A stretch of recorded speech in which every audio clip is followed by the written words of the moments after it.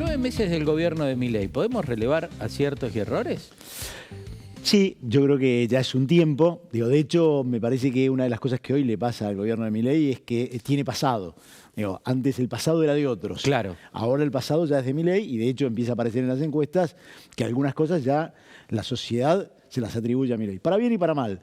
Yo creo que lo importante me parece que es que Milei encarnó una demanda que había y que era previa a él de que había ciertas cosas que la Argentina no podía seguir haciendo. Sí. Esta cosa de que ¿por qué es popular algo que resulta demasiado técnico como dejemos de emitir? Déficit cero. Bueno, porque esto estaba encarnado en la sociedad de que había un Estado que venía fracasando en sus prestaciones, que venía fracasando en administrar razonablemente el dinero, que se venía endeudando sistemáticamente y que venía pagando con la inflación lo que gastaba de más, y hoy eso es lo que al gobierno claramente le está pagando a favor. Claro.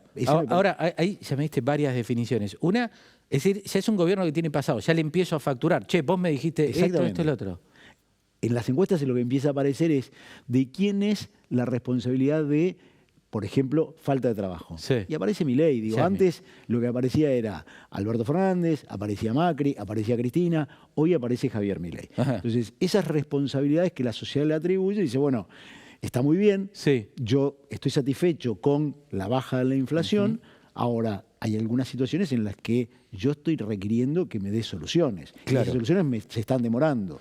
Y al mismo momento, ese gobierno que tiene pasado, también se puede anotar haber puesto en la cabeza de la gente estos temas que a veces pueden dar la sensación que son muy técnicos, porque como ciudadano, preocuparme por el déficit cero, y hoy lo tenemos todos asumido, ¿no? Que así como en casa no podemos gastar más de lo que tenemos, en el Estado debería ocurrir algo similar. Ese es un mérito de Milei, haberle dicho a la gente, che, mirá el desastre que me dijeron, lo vamos a ordenar y va a doler. Yo creo que el mérito sin duda es ese, haber dicho, va a doler, va a llevar tiempo, no va a ser sencillo y va a ser brutal. Digo, creo que todo eso es lo que hoy le da plafón para que después de 9 meses, con una recesión brutal, con una demora en tener la recuperación que se había prometido. Que ya esa B no es y no va a ser. La B corta no existe, no está. Y dudamos si es una pipa de Nike, si es una L o si es una U panzona. Bueno, eso claramente es lo que le está dando a Milei hoy una posibilidad de seguir. Ahora, eso te empieza a demostrar signos de fatiga. Y ese me parece que es el punto más crítico que el que empieza a tener. Claudio, ¿qué le pasa a Milei con el periodismo, con los periodistas puntualmente? Incluso con muchos que han tenido la honestidad de decir, che, esto está bien, después hacer críticas, pero Milei se pone intolerante, agresivo. ¿Qué le pasa a él con la prensa? Yo creo que hay una doble combinación ahí. La primera es que Milei tiene una mala comprensión y una mala información incorporada de qué es el periodismo. Él se vincula al periodismo desde un lugar muy curioso, que es o panelista o el personaje que medía y al que se lo invitaba para ser parte de un panel, o el personaje histriónico, excéntrico.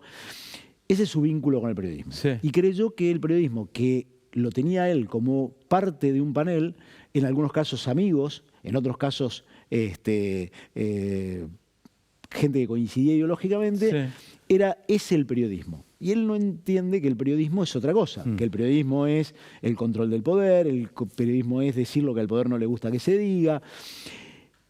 Probablemente haya tenido con algunos periodistas, no me consta, alguna relación de las que hoy le justifican decir las cosas que dice y las acusaciones que hace, no me consta, pero lo cierto es que tiene eso. Y por otro lado, hay una construcción estratégica, que claramente ahí se ve la mano atrás de sus asesores, donde busca un enemigo.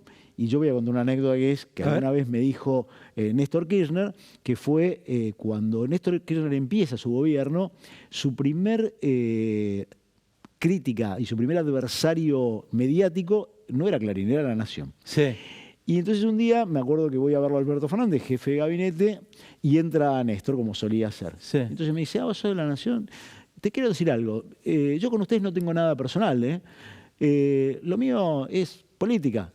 Es más, el periodismo que hace La Nación a mí me parece que es el mejor, pero no estoy con nada de acuerdo con lo que dicen editorialmente, pero me parece bien. Eso te decía Néstor. Néstor. Te describía que había una definición política. Exactamente. ¿Por qué la definición política? Dice, yo no voy a poner de enemiga a Carrió que junta votos. Carrió en ese momento era la opositora por antonomasia. Ustedes no juntan votos, yo tengo que buscar adversarios que no junten votos. Claro. Esta idea de construir enemigos, que es muy del populismo de izquierda o de derecha, encuentra lugares donde tiene, de alguna manera, algún crédito. Sí. Y, obviamente, esto opera en un momento donde la credibilidad del periodismo está muy dañada, nos incluyen de esta idea de estos son privilegiados, hay una idea de que, bueno, seguramente hay algunos periodistas que viven muy bien, mayoritariamente no. Después laburamos los dos. Exactamente, mayoritariamente no, y eso o es famoso, esta idea del famoso tiene plata, ¿no? Sí, esta cosa sí. de porque aparece en un medio. Entonces, juega en este lugar de también son la casta. Entonces, en esta construcción de una mala comprensión de cuál es el rol del periodismo y por el otro lado, una visión estratégica de construcción de poder, lleva a que entre en esta dinámica. Ahora, esta dinámica es una dinámica altísimamente peligrosa, Sí. muy dañina para las instituciones Sí. y además muy dañina para la sociedad. Entonces, me parece que este es el problema y para la democracia. Me parece que este es un problema serio, que no es menor. Ahora, pusiste el ejemplo de Néstor Kirchner y esta construcción política la hace Milei. ¿Tiene una construcción política similar, Milei, con el kirchnerismo? A ver, yo creo que Milei tiene una construcción que tiene un cuño netamente populista. Milei tiene cosas que son muy paradójicas, pero que como lo que tienen es una coherencia interna, y entonces habla para cierta gente que las inconsistencias o las incoherencias no las advierte, Sí. porque mira de una manera dogmática. Milei tiene un acercamiento a la casta combatiendo a la casta, que es muy curioso. Y tiene al mismo tiempo una construcción de narrativa antipopulista desde una construcción populista. Y está muy claro en esto de busco enemigos, no tengo intermediación en el vínculo con el pueblo o con mis seguidores, construyo este vínculo de antagonismos que me permiten ser yo el centro de ese vínculo. Digo, claramente sí, es una construcción populista. De hecho, en La Nación vos decís del acto del sábado, el primer acto político que te quiero preguntar, el león ruge contra la casta, pero con buena parte de la casta adentro o de su lado. Milei tiene casta. Milei tiene casta. A ver, vimos hace 2 días, hace unos pocos días, a el jefe de gabinete reunido con la CGT, después de haberle concedido bastantes reformas a las reformas laborales, habiendo parado desde el Congreso el proyecto de democratización sindical. Sí. Tiene vínculos con sectores empresarios concentrados de la Argentina, que está muy claro que representaron en algún momento, para muchísima gente y muchos de sus votantes, la casta, los que tenían vínculo privilegiado con el Estado. No toca a sectores como, por ejemplo, Afarte, los fabricantes de Tierra del Fuego, que tienen privilegios fiscales. No toca a sectores del empresariado. Acaba de hacer ministro de Salud a alguien que es socio de probablemente los 2 personajes que más representen la casta político-empresarial de la Argentina, que son Luis Barrionuevo y Enrique Nosiglia. Digo, claramente es muy difícil pensar, y quiere llevar a la Corte al juez federal que más representa la garantía de la casta. ¿Eso es lijo? Eso sería el hijo. Lijo es la garantía de la casta, así lo definís. Definitivamente, el hijo es el hombre que maneja los tiempos de las causas y los vínculos con el poder empresario, sindical y político de la Argentina como nadie, y ejerciendo además una preeminencia y una influencia sobre todo el fuero federal de todo el país como nadie lo tiene. ¿Termina saliendo eso o está muy empantanado? Yo creo que está muy empantanado, me parece que ahí hubo un error de cálculo, me parece que también es parte de cierto desconocimiento que tiene Milei. Yo creo que Milei tiene un problema que llegó con una adhesión popular muy alta, Sí. en un sistema que estaba implosionado, roto, que la gente rechazaba, que la sociedad rechazaba, porque rechazaba esa política que 3 gobiernos consecutivos habían fracasado y habían empeorado su calidad de vida a lo largo de 3 gobiernos, y creyó que esto daba un poder y había un clima de opinión de excepción, de un estado de excepción en la opinión pública. Pero el problema es que lo que hay es un sistema funcionando, y me parece que ahí comprendió mal, creyó que podía por decisión y voluntad imponer lo que alguien le vendió, que era una solución para la Corte Suprema de Justicia, y termina siendo un problema. Sí. Puede salir, pero está claro que va a necesitar mucha negociación cuando el kirchnerismo, en un momento de recuperación, no pudo designar con 2/3 al Procurador General, no pudo al Defensor General. Digo, claramente hay una incomprensión y una mala lectura de cómo podía resolver esto. Está en negociaciones, también parte de la demostración de que cuando lo necesita, negocia con la casta. Come asado con la casta, digo. Exactamente. Porque lo de la casta es delicado, ¿no? Porque en la política, incluso la palabra hay que negociar, hay que hablar, debería ser bienvenido, como en el buen uso, el ejercicio de la política, ¿no? Y que no todo sea romper, enfrente están los enemigos, los que piensan distintos son los malos y lo único que vale es mi verdad. Bueno, pareciera que eso nos domina hoy. Claramente esa es una de las definiciones del populismo, lo decía Laclau cuando hablaba de la política agonal, la política del conflicto, la política del choque, porque lo que tengo es que dominar al otro. Obviamente que esto es la antítesis de lo que es la política concebida dentro del concepto republicano, el concepto de que hay adversarios en la política, que hay distintos actores con los cuales hay que negociar, conversar, y después se impone una voluntad. Está claro cuando está el poder del lado de quien tiene ese ejercicio. Ahora, si no, es la guerra. Sí. La imposición es la guerra. La política es diálogo, negociación, concesión y llegar a una síntesis y una comprensión común. Bueno, una más del gobierno. Cuando viste el acto del sábado y viste a Karina Milei como oradora, y sin entrar en cuestiones personales, pero ¿no hiciste el ejercicio de decir cómo hablaba Alfonsín, el propio Menem, y cómo fue cayendo incluso el nivel político? Porque, y esto corre por mi cuenta, hasta me dio un poquito de vergüenza ajena verla a Karina en el acto político del sábado. Inmediatamente me vinieron discursos de Alfonsín y digo, de la democracia acá, cómo fue cayendo el nivel, ¿no? Del nivel de la política. A ver, yo soy benévolo con Karina Milei porque digo, bueno, es una persona que nunca tuvo la oportunidad de hacer lo que hizo el sábado, es su primera intervención pública. Digo, la verdad que soy bastante menos crítico con eso. El problema es por qué estaba Karina Milei ahí, y sí me parece que es el problema de la degradación de la política. Karina Milei está ahí solo porque es hermana.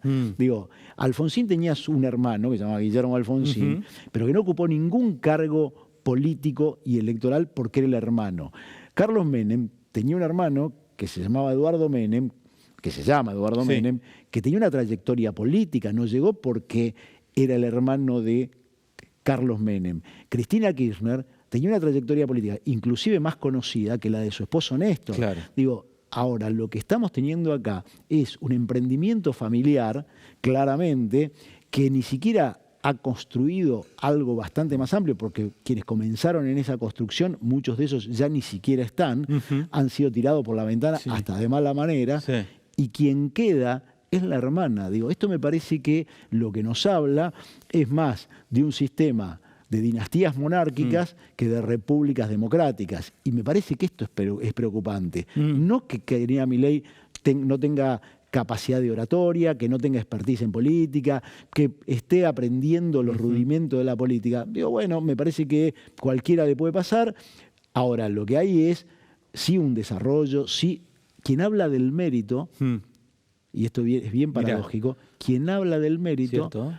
Lo único que hace es privilegiar el vínculo de sangre. Es muy curioso. Qué buena mirada esa, qué interesante reflexión.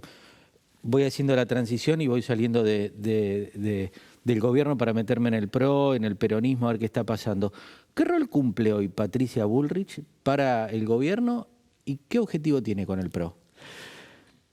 Claramente hoy Patricia Bullrich es un personaje central para Milei. Y de hecho, si uno mira que al viaje a los Estados Unidos para participar de la Asamblea de las Naciones Unidas, el presidente, y particularmente Karina, quien es, como la llaman, la dueña de los no, la hizo subir al avión a Patricia Bullrich y la dejó abajo nada más ni nada menos que a la ministra de Relaciones Exteriores, que se tuvo que ir con un vuelo de línea, habla del lugar relevante que tiene hoy Patricia Bullrich. Es el ariete que está hoy destruyendo lo que era el PRO, claramente. El ariete que está destruyendo el PRO. Sí, definitivamente. Porque lo que ella está haciendo es, lo acaba de hacer en la provincia de Buenos Aires, acaba de hacer una alianza con el Bloque de la Libertad Avanza junto con los diputados que le responden a ella.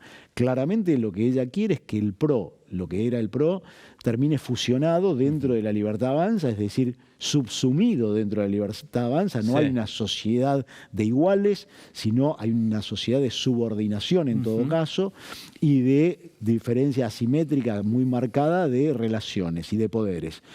Esto es lo que está haciendo hoy Patricia Bullrich, le está llevando a Milei lo que Milei quiere y está tratando de que Milei, en todo caso, pague mucho más barato lo que Macri quiere que le paguen por construir esa sociedad. ¿Y qué hace el PRO con esto entonces? Porque si una parte del PRO se va ahí o se come esa parte del voto, al PRO uno mira las encuestas hoy y se tienen que empezar a preocupar por lo que miden al menos en la provincia de Buenos Aires. Creo que hay Creo que hay dos planos. Hay un plano que es el de la superestructura, la dirigencia, donde lo que reina es una enorme confusión. Y me parece que reina una enorme confusión porque hay ahí un problema de diagnóstico. ¿Cuál es el problema de diagnóstico? A mi entender, es que Macri mira a su electorado pensando que todo su electorado es homogéneo, en primer lugar, y que esa homogeneidad está hoy apoyando mayoritariamente o absolutamente al gobierno. Lo que estamos viendo y lo que se ve en muchos estudios es que ni ese electorado es homogéneo, hay muchas diferencias, que muchos de los que hoy están mirando con algún tipo de reparo al gobierno y habiéndolo votado, son más los votantes del macrismo puro que los del peronismo. Digo, hay votantes del peronismo, de la base peronista, que todavía se ha ido con menos énfasis que algunos que eran votantes del macrismo. Con lo cual, digo, hay un sector del macrismo que está diciendo, yo estoy de acuerdo con el rumbo económico, no me gustan determinadas cosas. Como las formas que hablábamos antes, como las formas que hablábamos antes, como la construcción política, como la mirada respecto de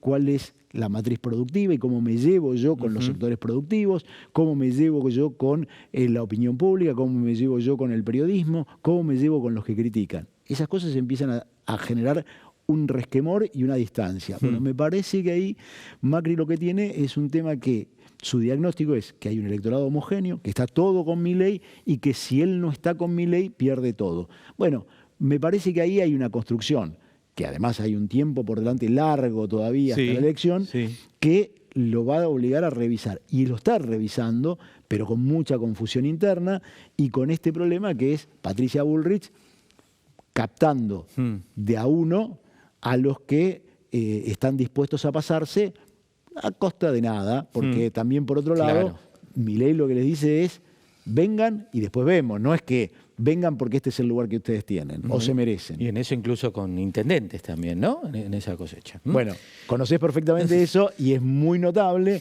intendentes, concejales, están en todos lados en este drama. Ahora, al mismo tiempo, en esta construcción que están haciendo, también están dejando afuera a algunos que estaban dispuestos a establecer algún vínculo.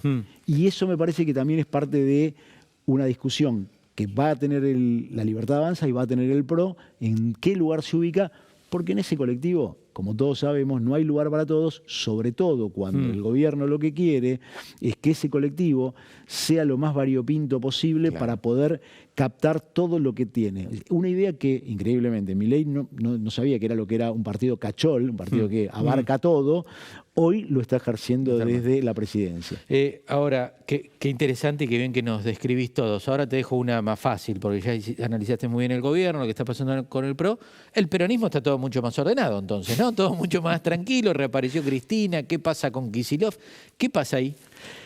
El peronismo lo que pasa es que atraviesa la peor crisis de su historia después del 83. La peor crisis de su historia está el peronismo hoy. Si uno mira lo que el peronismo tenía, aún en la primera elección democrática sin proscripción que pierde, que es la del 83, y donde todavía ni siquiera tenía renovación y tenía el pasado del 73 encima, y de los años violentos en los que el peronismo tuvo sus internas que derivaron en la masacre que terminó la Argentina, ese peronismo tenía una cantidad de gobernadores y de intendentes muy superior, 2 veces mayor que la que tiene hoy, en primer lugar.